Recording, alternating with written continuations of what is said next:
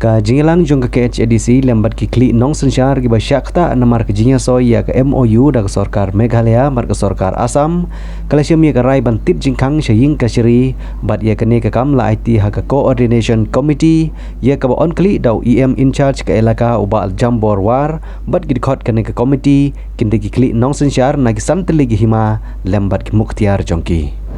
kadau ka bangi la ya khot gam ya kene ke boundary committee mesti kalong bangin ya shimno ya karai kami dei bat kene ka issue jo boundary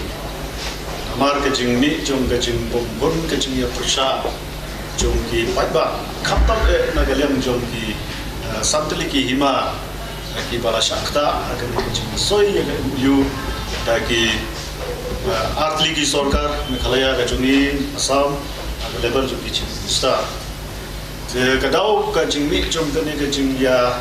kajing bomhon bat kajing yang persya na ki nong song sinong jong ka jelai oi kalong namar ba kadai kajing le dat jong ka sarkar kajing bom kenthop kajing yait lai ya ki hima ki badai ki try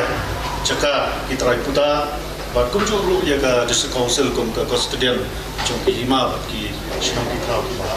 jurisdiction jong ka council te dena kan ni gadau ka bola pelong ni ka boundary committee bangin hapan simkhia na koi ka por sa koi pat hadu kan ni ka singi ka pematan la la pelong ni kan ni ka boundary committee bat ka rai ka bangi la sim ha kan ni ka boundary committee ka pematan kalong na marbang ni sut ba ngimdan sudah ki wai pat kila namar ba nagalem jong ka kurman i nagalem jong chief minister ba kremsai ba mashu ban revisit ya kanika MOU ba dai nagata kadau nagalem jong kanika meeting ka bamta ni la shim ya karai ba ki hima ki jongi ki bade ki try jaga ki try puta ki bapat ki dokumen ki duler jong kecing long try ya ka khando ka siap ki jaga ki puta burkhat ba takane ka committee ta enggak shimel rai ba ngin le shaka apa support ba ya kan ni la shani aga coordination committee aga ba kan sa pembet suwa ba kim sa it comes to a standstill tiki kiwe ki dei happening ki sarkar para sarkar dan ne ka Meghalaya Assam will come to a standstill by procedure of stay sa stay lo kamu lah habis sini lo apa je ka ko la stay lo tingin rapat lah pada mai ya ka fiat jung kene ka second case namar ba kung ya ka balong bangi haban move sa kakut tika syong ha kakut ka iko punin ka kakut namar kung ba ong hi ba nagalyang kihima nagalyang ki try kendo nagalyang ka district council nagalyang kishnong